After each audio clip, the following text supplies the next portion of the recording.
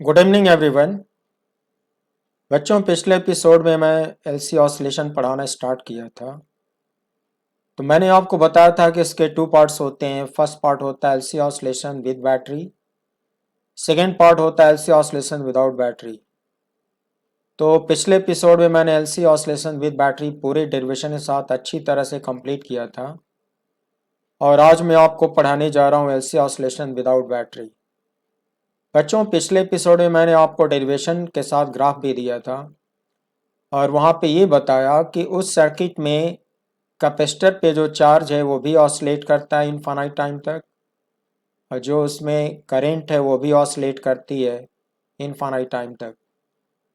उस सर्किट में steady state establish कभी नहीं होता, क्योंकि चार्ज और करंट में कोई क्वांटिटी कांस्टेंट नहीं होती, फिक्स नहीं हो पाती, वो ऑसिलेट करती रहती, इसलिए इसमें ऑसिलेशन टर्म इस्तेमाल किया जाता है। तो बच्चों, पिछले डेरिवेशन का कुछ रेफरेंस मुझको आज लेना पड़ेगा, फिर मैं इसको आगे बढ़ाने की कोशिश करता हूँ। तो देखिए फिर बच्चों, लास्ट एपिसोड में मैं डिराइव किया था charge Q as a function of time, और ये ग्राफ में डिस्कस किया था। इस ग्राफ में आप देख सकते हो कैसे बहुत सारे मोमेंट हैं जब चार्ज क्यू की वैल्यू मैक्सिमम हो जाती है, इक्वल टू 2c। जैसे कि फर्स्ट मोमेंट है pi by omega, time T की वैल्यू पाई बाई ओमेगा पे चार्ज क्यू मैक्सिमम हो जाता है इक्वल टू 2c। फिर नेक्स्ट मोमेंट होगा 3 पाई बाई ओमेगा, फिर चार्ज मैक्सिमम हो जाता है। उसके बाद फिर मोमेंट आता है 5 पाई बाई ओमेगा, चार्ज फिर मैक्सिमम हो जाता है। तो पीरियोडिकली ऐसे बहुत सारे मोमेंट्स होते हैं जब आपके सर्किट में कैपेसिटर पे चार्ज मैक्सिमम हो जाता है। ये पिछले एपिसोड में मैंने आपको डेरिवेशन के साथ ग्राफ पढ़ाया था। और ये जो pi by omega 3 pi by omega moments है बच्चों, जब चार्ज मैक्सिमम हो जाता है तो सर्किट में करंट की वैल्यू कितनी रह जाती है, ज़रा मैं ये भी बताना चाहूँगा। इसके लिए आपको मैं करंट का ग्राफ दिखाने जा रहा हूँ। बच्चों, प्रीवियस एपिसोड में मैं करंट आई का ये ग्राफ आपको डिस्कस किया था। इस ग्राफ में आप देख पा रहे हो कि पाई बाई ओमेगा मोमेंट पर करंट आई की वैल्यू 0 हो गई है, 3 पाई बाई ओमेगा मोमेंट पर करंट आई की वैल्यू 0 हो गई है, 5 पाई बाई ओमेगा पर करंट आई की वैल्यू 0 हो गई है। आप समझ सकते हो कि जिस जिस मोमेंट पर चार्ज क्यू मैक्सिमम हुआ था उस मोमेंट पर आपके सर्किट में करंट 0 हो रही है। 3 पाई बाई ओमेगा पे 0 है, 5 पाई बाई ओमेगा पे 0 है। तो सवाल ये है कि मैं स्विच को टर्मिनल 2 पे शॉर्ट कब कराऊंगा, ये मैं आपको बताने जा रहा हूँ, ये बात याद रखिएगा। तो मेरी मर्जी, मैं किसी भी मोमेंट पर स्विच को टर्मिनल 2 पे ला सकता हूँ, लेकिन for the sake of useful derivation and analysis मैं उस मोमेंट पर स्विच को टर्मिनल 2 पे लाऊंगा जिस मोमेंट पर सर्किट में करंट 0 होगी और चार्ज मैक्सिमम होगा। फॉर एग्जांपल, सपोज उस वक्त टाइम का रीडिंग पाई बाई ओमेगा हो रहा था, उस मोमेंट पर सर्किट में करंट आई 0 हो गई थी और चार्ज क्यू मैक्सिमम हो गया था। तभी मैंने रोटरी स्विच को घुमा के अचानक से 2 पे कर दिया। तो आज की एनालिसिस में देखिए मैं इनिशियल बाउंड्री कंडीशन कैसे बनाने जा रहा हूँ, आप इसको याद रखिएगा। बच्चों, ये जो रोटरी स्विच पहले टर्मिनल 1 पे लगा हुआ था प्रीवियस एपिसोड में, अब उस रोटरी स्विच को घुमा के मैं 2 पे कनेक्ट कर दिया सडनली, अचानक, और अज्यूम करके चल रहा हूँ कि जिस मोमेंट पर इसको मैंने टर्मिनल 2 पे कनेक्ट किया उस मोमेंट पर मेरे सर्किट में करंट 0 हो चुकी थी और चार्ज मैक्सिमम हो चुका था। लेकिन बच्चों, बैटरी डिस्कनेक्ट होने के बाद ये वर्क नहीं कर पाएगी। आपके सर्किट में केवल दो कंपोनेंट रह जाएंगे, एक कैपेसिटर होगा और एक इंडक्टर होगा। करंट 0 हो चुकी है मान लिया हूँ, तो आई की लोअर लिमिट 0 मानी जाएगी चार्ज क्यू मैक्सिमम हो गया है तो चार्ज क्यू की लोअर लिमिट क्यू नॉट माना जाएगा, क्यू नॉट इज मैक्सिमम। यानी कि जब करंट आई जीरो मैं मान ले रहा हूँ तो इसके मैग्नेटिक फील्ड में स्टोर्ड एनर्जी जीरो होगी, लेकिन इसके इलेक्ट्रिक फील्ड में स्टोर्ड एनर्जी मैक्सिमम होगी। एनर्जी स्टोर होने की वजह से करंट फिर से स्टेब्लिश हो जाएगी, क्योंकि मैंने आपको प्रीवियस एपिसोड में एक फिलॉसफी बताई थी कि कोई भी सिस्टम अपनी स्टोर्ड पोटेंशियल एनर्जी को मिनिमाइज करने की कोशिश करता है, उससे उसको स्टेबिलिटी मिलती है। तो इसकी स्टोर्ड एनर्जी जीरो हो चुकी है, इसकी मैक्सिमम हो गई है, तो मिनिमाइज करना चाहेगा। मिनिमाइज करने के लिए ये डिस्चार्ज होना शुरू होगा, तो ये बैटरी की तरह बिहेव करेगा। इसके पॉजिटिव टर्मिनल से लेफ्टवर्ड डायरेक्शन में करंट आई सर्कुलेट होगी और पूरे लूप में करंट एंटी क्लॉकवाइज मूव करना शुरू करेगी, और इस प्रोसेस में इसका चार्ज डिक्रीज होगा और करंट ग्रो करेगी, तो इसके अंदर स्टोर्ड एनर्जी बढ़ेगी। ऐसा मान के चलो। तो बच्चों, जिस मोमेंट पर मैंने स्विच को 1 से हटा के टर्मिनल 2 पे लगाया, उस वक्त एक न्यू स्टॉप वॉच ऑन किया। सो मैं यहाँ पे लिख के दिखाता हूँ।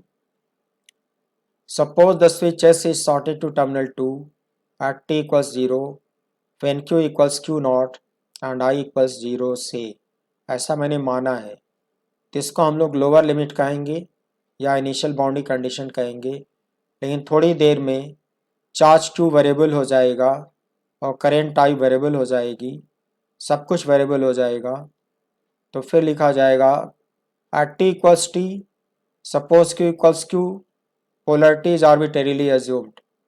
बच्चों, हम लोगों को पोलैरिटी के बारे में अभी पता नहीं है, तो जितना प्रीवियस एपिसोड में पोलैरिटी इसका दिखाए थे वही पोलैरिटी लेकर चलो। अब ये चेंज होगा या नहीं थोड़ी देर के बाद समझ आएगा। अभी पोलैरिटी वही लेकर चलो जो पिछले एपिसोड में आप दिखाए हो, प्लस और माइनस वैसे ही लेकर चलो। तो time T equals T, charge Q equals Q, polarity is arbitrarily assumed and I equals minus dq by dt, the direction of current is arbitrarily assumed। बच्चों, पिछले एपिसोड में मैं डिराइव करके दिखाया था कि सर्किट में जो करंट होती है वो अल्टरनेटिंग नेचर की होती है। ये पीरियडिकली अपने मैग्नीट्यूड और डायरेक्शन दोनों को चेंज करती है। सपोज आज के एनालिसिस में आप कंफर्म नहीं हो तो इसको एंटी क्लॉकवाइज ऐसे दिखा लो, ऐसे ही दिखा लो। उसको मैंने लिख दिया polarity is direction of current is arbitrarily assumed. तो मैंने आर्बिट्रेरीली अज्यूम किया है और करंट को इसमें एंटी क्लॉकवाइज फ्लो होता हुआ दिखाता हूँ। बच्चों, मैंने आई को इस बार माइनस डी को बाय डी टी क्यों लिखा है, यह मैं आपको समझाने जा रहा हूँ। जैसा कि फिजिक्स में आप जानते हो करंट एक पॉजिटिव स्केलर होती है। तो जब करंट इसके पॉजिटिव प्लेट से बाहर को निकलेगी तो करंट का मतलब फ्लो ऑफ पॉजिटिव चार्ज, यहाँ से पॉजिटिव चार्ज मूव करेगा, इस प्लेट पर पॉजिटिव चार्ज डिक्रीज होगा और इस प्लेट पर नेगेटिव चार्ज भी डिक्रीज होगा। आई मीन ये जो Q होगा बच्चों वो डिक्रीजिंग होगा इस बार, और करंट पॉजिटिव स्केलर होती है, इसलिए इस बार लिखा गया I equals minus D Q by D T, क्योंकि जब चार्ज को डिक्रीजिंग होगा तो डी क्यू का साइन नेगेटिव आएगा और उस नेगेटिव को ये नेगेटिव पॉजिटिव बनाएगा। तो इसको पॉजिटिव बनाने के लिए इस बार माइनस लगा रहा हूँ, क्योंकि फिजिक्स में करंट एक पॉजिटिव स्केलर होती है। अगर कहीं किसी डेरिवेशन में आई नेगेटिव आता है, इसका फिजिकल मीनिंग होता है कि जो डायरेक्शन दिखाया हूँ वो डायरेक्शन सही नहीं है, उस मोमेंट पर वो करंट रिवर्स डायरेक्शन में बह रही होगी। But however by definition current एक पॉजिटिव स्केलर है, तो यहाँ पे पॉजिटिव बनाना जरूरी है। काइनेमेटिक्स में ये पढ़ा चुका हूँ कि फिजिक्स में जो डी टी होता है ये हमेशा पॉजिटिव होता है, नेवर नेगेटिव, क्योंकि इसमें जो टी होता है वो स्टॉप वॉच का रीडिंग होता है और स्टॉप वॉच स्विच ऑन करने के बाद टाइम की रीडिंग हमेशा बढ़ती है, इसलिए डी टी तो हमेशा पॉजिटिव ही रहता है। तो प्यारे बच्चों, जैसा डायग्राम एजम्पशन लिया हूँ उसी के हिसाब से इसको डिफाइन करना पड़ेगा और आई को माइनस डी को बाई डी टी लिखना पड़ेगा। Now the battery is disconnected from the active circuit. Using the Kirchhoff second law in the loop ABCDA and moving clockwise we have। बच्चों, इस सर्किट में एक लूप बनाया हूँ A B C D A, और इसी लूप में आपकी करंट सर्कुलेट हो रही है और ये सर्किट कंप्लीट है। तो इसमें किरचॉफ सेकेंड लॉ अप्लाई करने जा रहा हूँ और अप्लाई करते वक्त मैं खुद क्लॉकवाइज मूव करूँगा और इक्वेशन फॉर्म करूँगा। सपोज मैं पॉइंट ए से मूव करना चाहता हूँ तो इसका पोटेंशियल पहले लिखा जाएगा वी ए, फिर पॉजिटिव से नेगेटिव पर जाऊँगा, पोटेंशियल ड्रॉप होगा माइनस क्यू बाई सी, फिर करंट आई के अपोजिट जा रहा हूँ। इंडक्टर को क्रॉस करते वक्त जब करंट आई के अपोजिट जाते हैं तो प्लस साइन लिखना पड़ता है, यहाँ लिखा जाएगा plus L D I by D T. बच्चों इसमें क्या होगा, करंट जब सेटअप हो जाएगी तो इस इंडक्टर में ईएमएफ इंड्यूस होगा, I mean induce EMF generate होगा जो करंट के चेंज होने का अपोज करेगा। तो यहाँ पे ईएमएफ इंड्यूस हो चुका है और साइन कन्वेंशन का होता है कि जब करंट आई के अपोजिट जाते हैं तो प्लस साइन लगता है। तो इसको क्रॉस करते वक्त इस बार लिखा जाएगा plus L D I by D T, then nothing nothing nothing nothing nothing, then stop at A, then equal to V A. बच्चों बैटरी डिस्कनेक्ट हो गई है, इस रास्ते से हम मूव नहीं करेंगे क्योंकि किरचॉफ सेकेंड लॉ अप्लाई करने के लिए क्लोज सर्किट के पाथ में मूव किया जाता है, ओपन सर्किट या हैंगिंग सर्किट में मूव नहीं किया जाता है। इसलिए मैंने बैटरी के पाथ को छोड़ दिया और जिस लूप में सर्किट कंप्लीट है उसी लूप में मूव किया। तो जो मैंने अभी एक्सप्लेन किया वही मैं इक्वेशन बना के दिखाता हूँ बच्चों। V A minus Q by C plus L D I by D T equals V A, यही मैंने अभी आपको समझाया है। फिर नेक्स्ट स्टेप में वी ए को ट्रांसफ़र करूँगा, V A minus V A zero हो जाएगा, फिर जो बचेगा उसको रीअरेंज करूँगा। तो बच्चों बचेगा minus L D I by D T plus Q by C equals zero. I mean ये जो बचे हुए दो टर्म होंगे इनको मैंने माइनस से मल्टीप्लाई कर डाला है। फिर बच्चों यहाँ पे आई का डेफिनेशन पुट करूँगा minus D Q by D T, minus को बाहर निकालूंगा ये प्लस हो जाएगा और फर्स्ट टर्म मुझे मिलेगा L into D two Q by D T two, second term मिलेगा Q by C and equals zero. फिर बोथ साइड को एल से डिवाइड कर दो। बच्चों जब एल से डिवाइड करोगे तो फर्स्ट टर्म आता है D two Q by D T two, second term आता है plus Q by L C equals zero. यहाँ पे आप क्यू डबल डॉट लिख सकते हो, वन बाई एल सी को ओमेगा स्क्वायर से रिप्लेस कर सकते हो और आपको यहाँ पर एक डिफरेंशियल इक्वेशन अचीव हो जाएगा।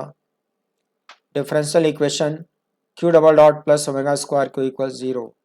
मैं आपको पहले भी बता चुका हूँ कि फर्स्ट डिग्री सेकेंड ऑर्डर का डिफरेंशियल इक्वेशन है और ये differential equation simple harmonic motion represent करता है। आई मीन आपके सर्किट में जो क्वांटिटी फिजिकल क्वांटिटी चार्ज होगी वो सिंपल हार्मोनिकली ऑसिलेट करेगी। वो आपको ऑसिलेट होता हुआ आँखों से दिखाई नहीं देगा, बट ये जो फंक्शन है ग्राफ में सिंपल हार्मोनिक मोशन करेगा जो कि ग्राफ में आप देख पाओगे। तो बच्चों ये स्टैंडर्ड इक्वेशन होता है differential equation for simple harmonic motion. Root लेने पर ओमेगा की वैल्यू कितनी आती है, 1/√LC आती है। पहले भी बताया हूँ कि ओमेगा को कहा जाता है angular frequency for simple harmonic motion. Now using the mathematical principles we can easily deduce the general solution of this differential equation as। बच्चों मैं इस डिफरेंशियल इक्वेशन का जनरल सॉल्यूशन पहले भी बताया हूँ, आज मैं फिर से रिपीट करता हूँ कि जनरल सॉल्यूशन आता है Q equals capital A sine omega T plus phi. यहाँ पे ओमेगा एक्सप्लेन कर चुका हूँ, टी इंस्टेंटेनियस टाइम होगा, Q कैपेसिटर पे चार्ज का मैग्नीट्यूड होगा, कैपिटल ए अननोन है, फाई भी अननोन है। कैपिटल ए और फाई कांस्टेंट होते हैं और ये अननोन होते हैं। इनकी वैल्यू डिराइव करने के लिए गिवन बाउंड्री कंडीशन को इस्तेमाल किया जाता है। तो मैं बाउंड्री कंडीशन कैसे यूज करूँगा वो मैं दिखा रहा हूँ। मैंने इस जनरल सॉल्यूशन को इक्वेशन 1 मान लिया। बच्चों इसका डेरिवेशन मैथ में पढ़ाते हैं, फिजिक्स में हम लोग इस सॉल्यूशन को डायरेक्ट इस्तेमाल करते हैं। पर A and phi are constants which depend upon the given boundary conditions. The current I in the circuit I equals minus dq by dt that is minus D D T of Q. बच्चों इसको differentiate करो तो आता है minus C omega cos omega T plus phi. Current I का equation बना चुके हो, इसको इक्वेशन नंबर 2 लिख डालो। चार्ज क्यू को इक्वेशन नंबर 1 लिख डालो, करेंट आई को इक्वेशन नंबर 2 लिख डालो। तुम्हारे पास दो बाउंड्री कंडीशन है, दोनों का इस्तेमाल करो। Then using the given boundary conditions at T equals 0, Q equals Q naught and I equals 0। तो ये जो दो बाउंड्री कंडीशन है बच्चों, इसको इस्तेमाल करो। From equation 1 and 2 we get, equation 1 में क्यू की जगह पे क्यू नॉट लिखो और टी की जगह पे 0 लिखो, सिर्फ फाइव बचेगा तो राइट साइड में मिलेगा ए साइन फाइव। से दिस इज इक्वेशन नंबर 3। फिर इक्वेशन 2 में आई को 0 लिखो, टी को 0 लिखो, तो बच्चों मिलता है 0 equals minus omega cos five. आपको पता है कि कैपिटल ए को हम लोग नॉन जीरो कांस्टेंट मानते हैं, ओमेगा भी नॉन जीरो है, capital A by assumption non zero होता है, इसका मतलब कॉस फाइव को 0 होना पड़ेगा। अगर कॉस फाइव 0 होगा तो फाइव की smallest positive value pi by 2 आएगा, पाई बाय 2 मतलब 90 डिग्री आएगा। से this is equation number 4। Now from equation 3 and equation 4, बच्चों यहाँ पे फाइव की वैल्यू पाई बाय 2 रख दो तो आता है Q not equals a sine pi by 2। आपको पहले से मालूम है साइन पाई बाय 2 1 होता है, I means capital A equals Q not. I mean boundary condition use करके मैंने सॉल्व किया, डिराइव किया, कैपिटल ए की वैल्यू क्यू नॉट आएगी और फाइव की वैल्यू पाई बाय 2 आएगी। ए और फाइव की वैल्यू इक्वेशन 1 में पुट करो, फिर इक्वेशन 2 में पुट करो और देखो क्या मिलता है। Putting the values A equals Q naught and five equals pi by 2 in equation 1 and equation 2। बच्चों इक्वेशन 1 में पुट किया तो आता है Q equals Q naught sine omega T plus pi by 2, sine 90 plus theta equals cos theta, तो right hand side हो जाता है Q naught cos omega T. Similarly second equation में पुट करो तो बच्चों कैपिटल ए की जगह पे क्यू नॉट पुट किया, यहाँ क्यू नॉट पुट किया, यहाँ पाई बाय 2, यहाँ पे क्यू नॉट पुट किया, यहाँ पाई बाय 2। फिर आप ट्रिग्नोमेट्री में पढ़ते हो cos 90 plus theta, cos 90 plus theta equals minus sine theta. तो बच्चों जब माइनस साइन थीटा लिखोगे, cos omega T plus pi by 2 की value minus sign omega T आएगा, माइनस माइनस ये प्लस हो जाएगा। फिर करंट आई का इक्वेशन मिलेगा Q not omega into sine omega T. इस प्रकार से करंट और चार्ज दोनों का इक्वेशन मैंने डिराइव कर लिया। फिर आपकी नेक्स्ट सेटिंग होगी oscillation of charge. Oscillation of charge, oscillation of charge में सबसे पहले हम लोग चार्ज क्यू का इक्वेशन राइट करेंगे, Q equals Q naught cos omega T. फिर कंडीशन डेवलप करेंगे for Q equals plus minus Q naught cos omega T must be equal two plus minus 1। प्यारे बच्चों अगर कॉस ओमेगा टी को plus minus 1 मान लिया जाए तो डेफिनेटली क्यू की value plus minus Q not आएगा। तो ट्रिग्नोमेट्री में आप पढ़ते हो कि अगर कॉस थीटा प्लस माइनस 1 है, फिर थीटा की वैल्यू एन पाई होती है, जहाँ पर एन एक इंटीजर होता है। तो अगर हम including zero positive integer count करें, क्योंकि टाइम टी नेगेटिव तो होगा नहीं, और एन की वैल्यू 1 बाई 1 पुट करूँ सीक्वेंस में, तो फर्स्ट वैल्यू 0 आएगा, सेकेंड वैल्यू ओमेगा टी का पाई आएगा, फिर आएगा 2 पाई, 3 पाई, 4 पाई, 5 Pie dot dot so on. बच्चों राइट साइड को ओमेगा से डिवाइड कर डालो तो करस्पॉन्डिंग टाइम टी की वैल्यू आ जाएगी, जिसके लिए क्यू की value plus minus Q not होगा। तो राइट साइड को ओमेगा से डिवाइड किया तो टाइम टी करस्पॉन्डिंग वैल्यूज आती हैं 0, pi by omega, 2 pi by omega, 3 pi by omega, 4 pi by omega, 5 pi by omega dot dot so on. आमीन बच्चों, ये टाइम टी की वो सारी सीक्वेंशियल वैल्यूज़ हैं जब charge Q alternately plus Q not minus Q not होता है। तो इसको मैंने ग्राफ में दिखाया, देखो टी इक्वल 0 पे प्लस क्यू नॉट, फिर T equals pi by omega पर माइनस क्यू नॉट, फिर T equals 2 pi by omega पर प्लस क्यू नॉट,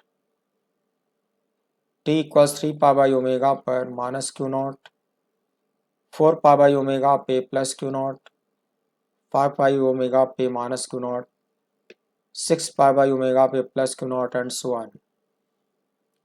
तो ये बच्चों कोसाइन फंक्शन का ग्राफ है जो इसी तरह से बनता है, जो ऊपर मैंने एनालिसिस किया इस ग्राफ में समझा दिया। कुछ और भी पॉइंट मैं एक्सप्लेन करना चाहूँगा सो दैट आपको ये ग्राफ बेहतर समझ में आए।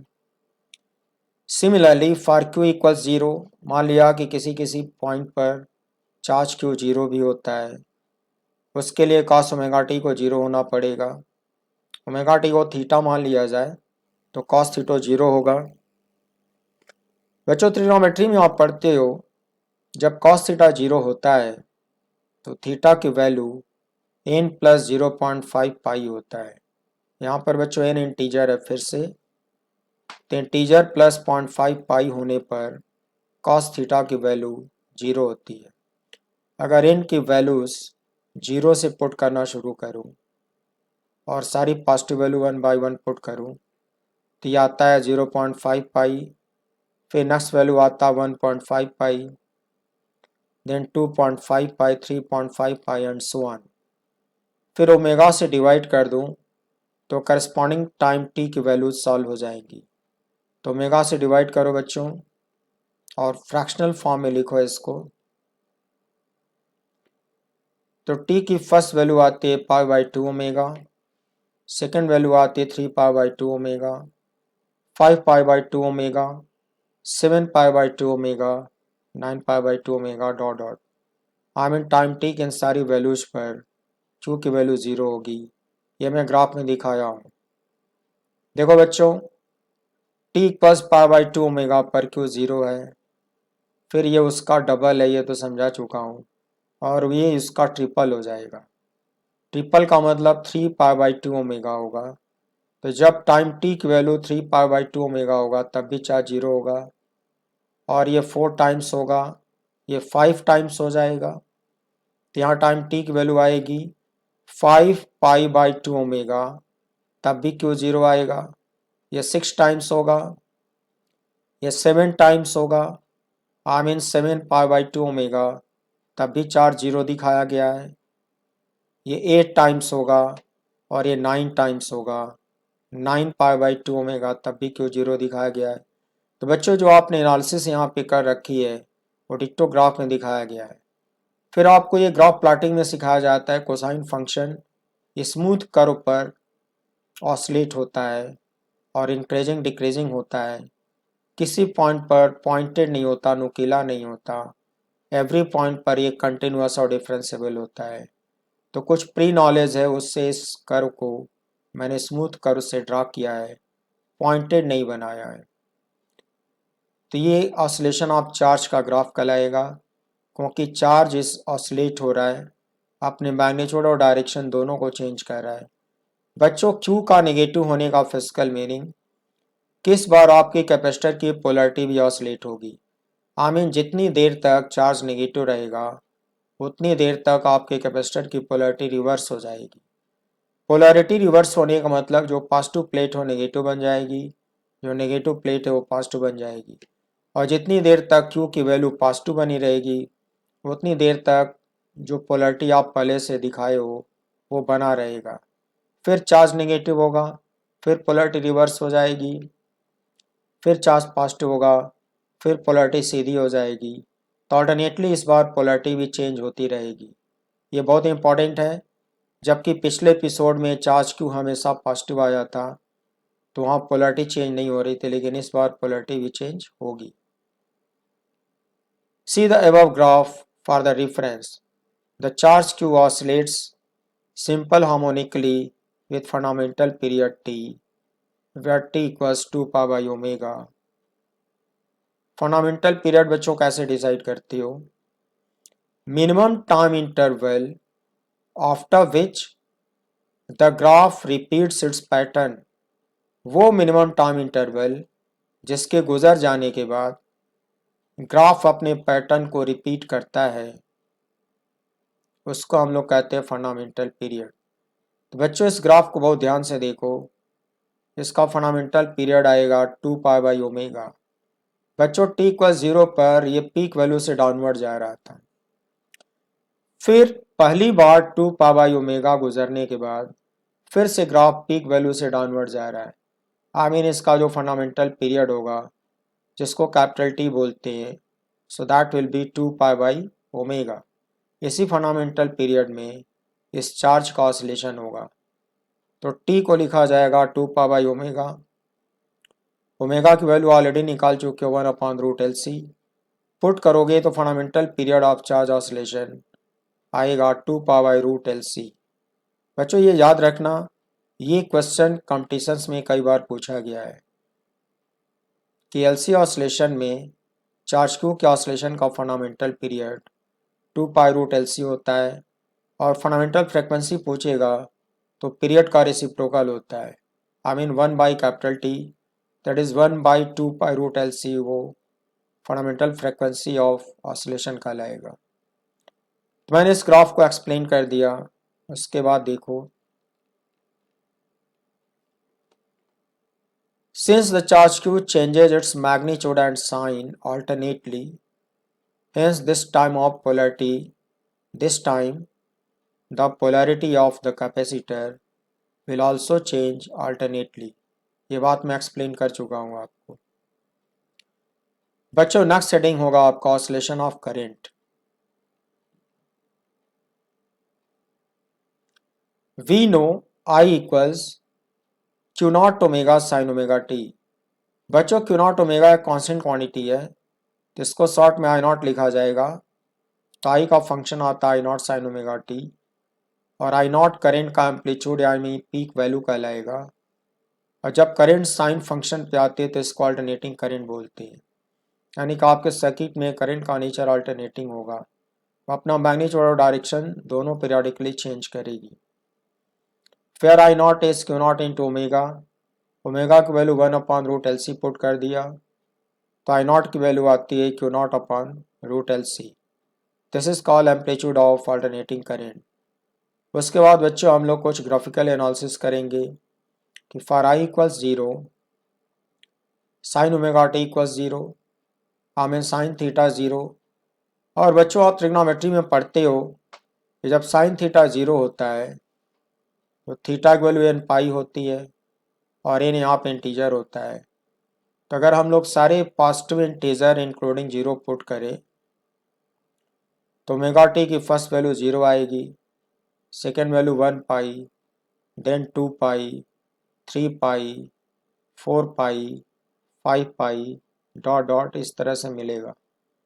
फिर ओमेगा से डिवाइड कर डालो, ओमेगा से डिवाइड करो तो टी की वैल्यूज आएंगी 0, π/ω, 2π/ω, 3π/ω, 4π/ω, 5π/ω, सो ऑन।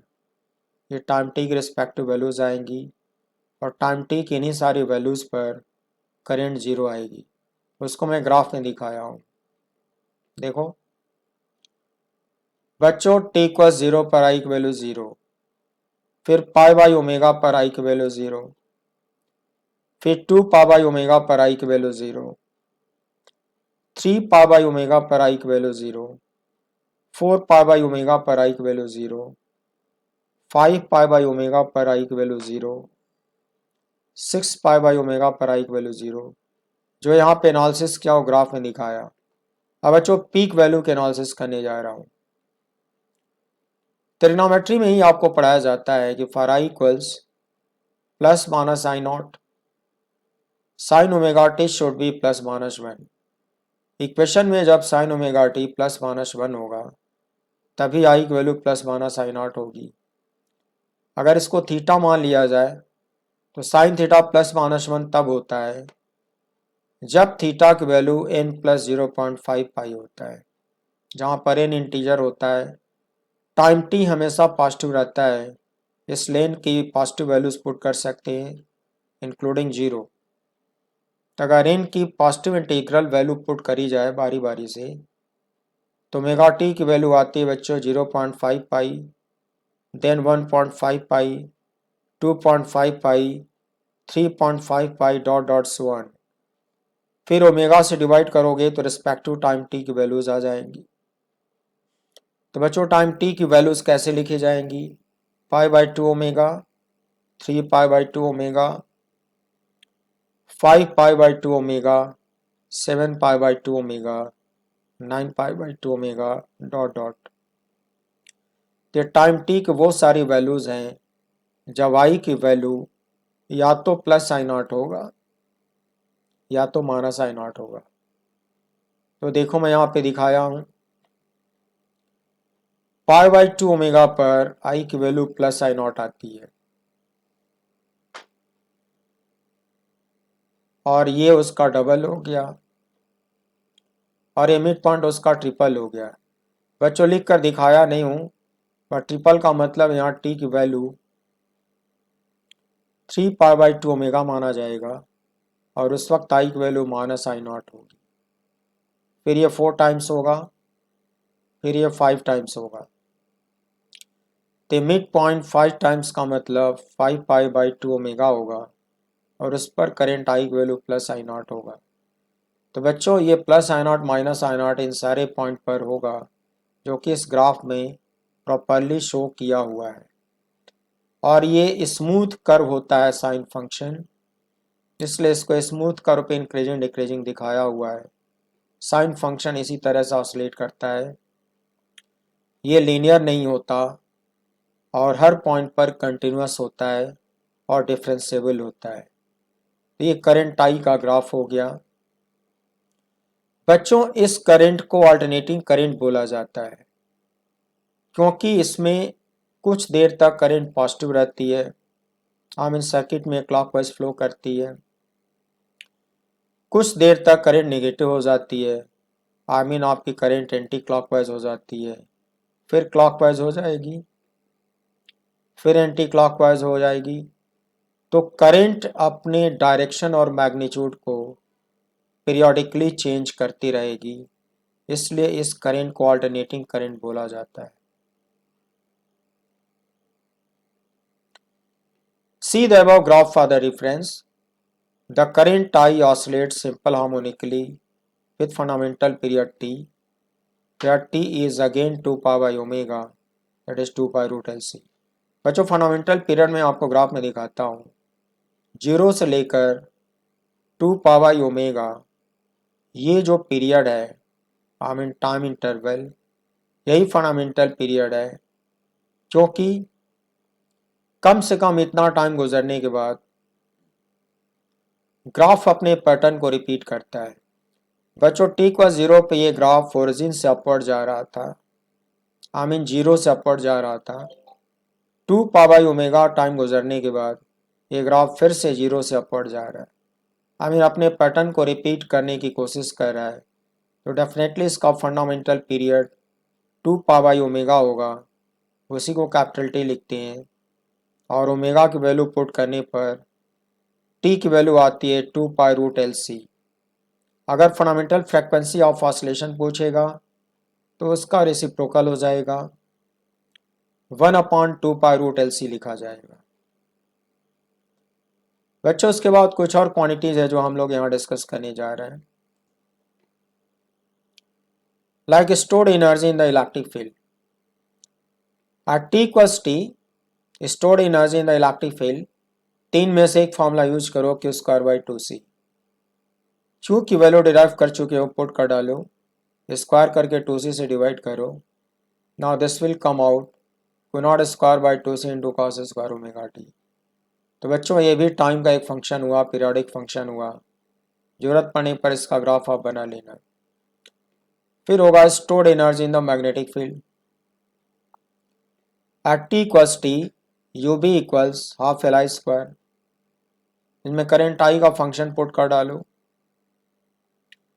स्क्वायर कर डालो, ये आता है बच्चों half L I not square into sine square omega T.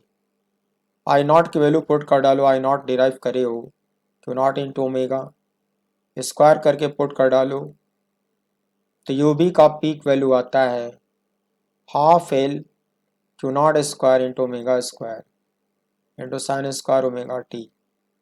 तो ये भी टाइम टी का फंक्शन है, जरूरत पड़ने पे ग्राफ बना लेना। बच्चों ओमेगा की वैल्यू यहाँ पे पुट कर डालो। ओमेगा की वैल्यू होती है 1/√LC, उसको स्क्वायर करो, स्क्वायर करोगे तो ये रूट के बाहर आएगा, एल और एल कैंसिल हो जाएगा, डिनोमिनेटर में सी आएगा और सी को 2 से मल्टीप्लाई करो, न्यूमरेटर में क्यू नॉट स्क्वायर बचेगा, यहाँ sine square omega T repeat होगा। तो बच्चों यूवी का फॉर्मूला आता है Q not square by 2c into sine square omega T. UV का भी फॉर्मूला डिराइव हो गया, जरूरत पड़ने पर इसका भी ग्राफ बन जाएगा। अब मुझे वेरीफाई करना है कंजर्वेशन ऑफ एनर्जी। बच्चों आपका ये जो सर्किट है उसमें सिर्फ दो ही कंपोनेंट हैं, एक इंडक्टर है और एक कैपेसिटर है। तो दोनों का मिला के जो टोटल स्टोर्ड एनर्जी है वो कंजर्व होता है, डिसिपेट नहीं होता, क्योंकि आइडियल कंडीशन में इस बार रेजिस्टेंस को आप जीरो दिखाए हो, बैटरी है नहीं, रेजिस्टेंस को जीरो दिखाए हो, हीट पैदा होगी नहीं, बैटरी वर्क करेगी नहीं। तो दोनों का मिला के टोटल स्टोर्ड एनर्जी कांस्टेंट रहेगा, उसको मैं प्रूव करके दिखाता हूँ। T equals T the total stored potential energy in the LC series circuit without battery, U equals U E plus U B. U E और यू बी डिराइव कर चुके हो, उनकी वैल्यूज यहाँ पे ला के रख दो।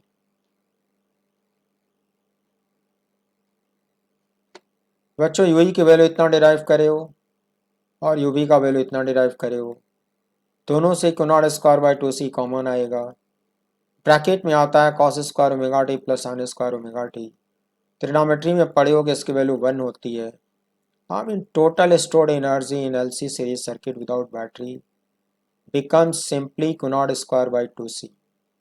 बच्चों इसमें कुछ भी वेरिएबल नहीं है, इसमें क्यू नॉट भी कांस्टेंट है और सी भी कांस्टेंट है, इसलिए पूरी की पूरी टोटल एनर्जी कांस्टेंट होगी। तो मेरा स्टेटमेंट वेरीफाई हो गया। It means the total stored potential energy you in the LC series circuit without battery always remains conserved. मैंने अपने स्टेटमेंट को प्रूफ करके आपको दिखाया। अब कॉम्पिटिशन्स में बच्चों इसको थ्योरेटिकल क्वेश्चन बना के पूछते हैं, तो मैंने डेरिवेशन दे दिया सो दैट इसकी अंडरस्टैंडिंग आपके लिए ईजी हो जाएगी। बच्चों इस सर्किट में कुछ वोल्टेजेस के भी क्वेश्चन होंगे, like inductive and capacitive voltages. Eight T equals T inductive voltage VL equals VL, capacitive voltage VC equals VC। VL का फॉर्मूला होगा L D I by D T, L constant है बाहर निकालो और D D T of आई कर दो, आई का formula put कर दो। क्यू नॉट ओमेगा कॉन्स्टेंट है बाहर निकालो, इसको डिफ्रेंशिएट करो, तो बच्चों ये मिलता है L Q not omega square cos omega T.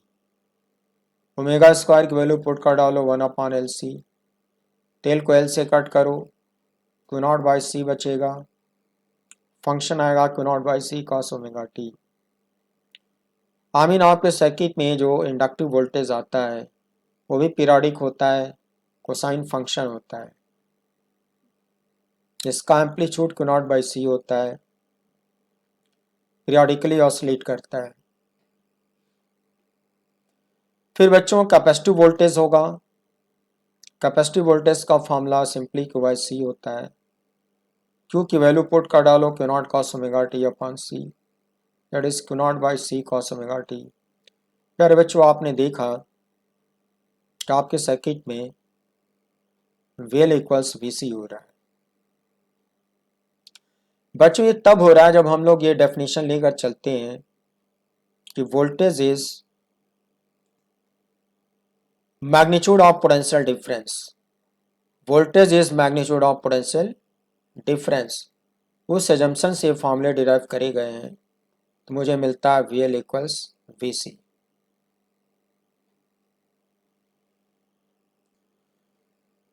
प्यारे बच्चों, आज टाइम ज़्यादा हो रहा है, इसलिए इस एपिसोड को मैं यहीं पे कंप्लीट करता हूँ और बचे हुए जो टॉपिक्स हैं उसको नेक्स्ट एपिसोड में कंप्लीट करूँगा।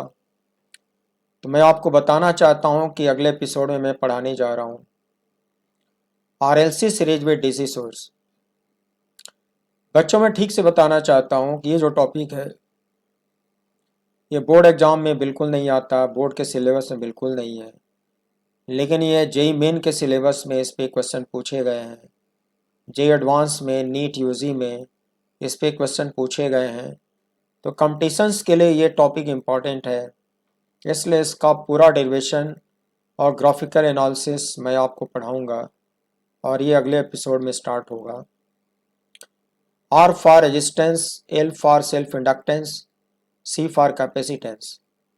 RLC series with DC source.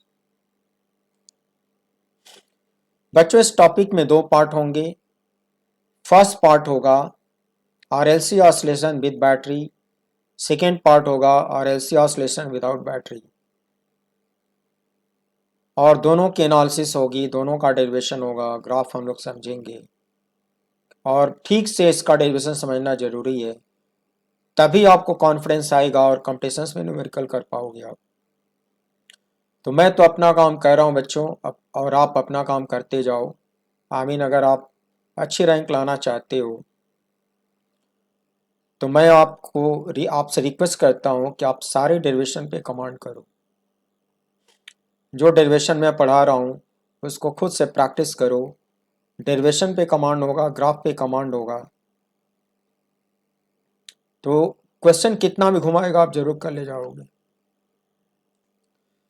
बच्चों, अगर डेरिवेशन और ग्राफ पे आप कमांड नहीं करोगे तो आपको कॉन्फिडेंस कभी नहीं मिलेगा।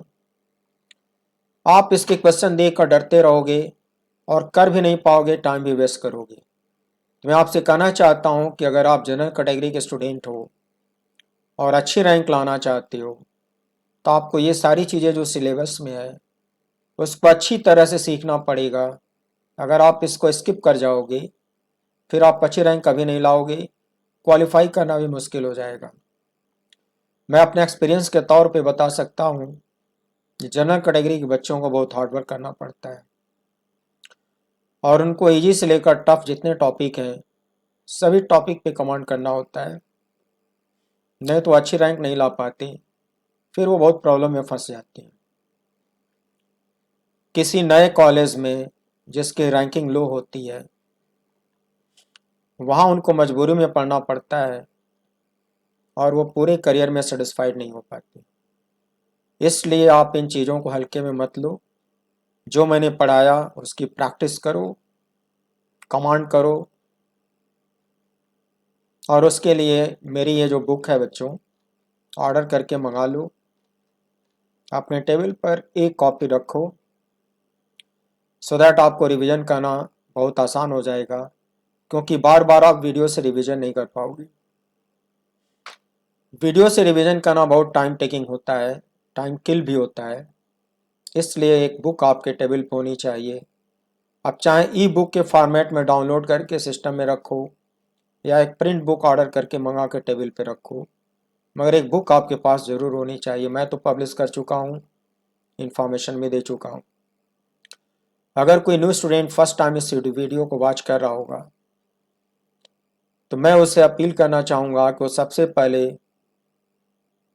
मेरे यूट्यूब चैनल पर प्लेलिस्ट में जाकर फिजिकल मैथमेटिक्स के सारे एपिसोड्स कंप्लीट करें, प्रैक्टिस करें, तब इस टॉपिक को स्टार्ट करें तो उसको मैथ समझ में आएगा।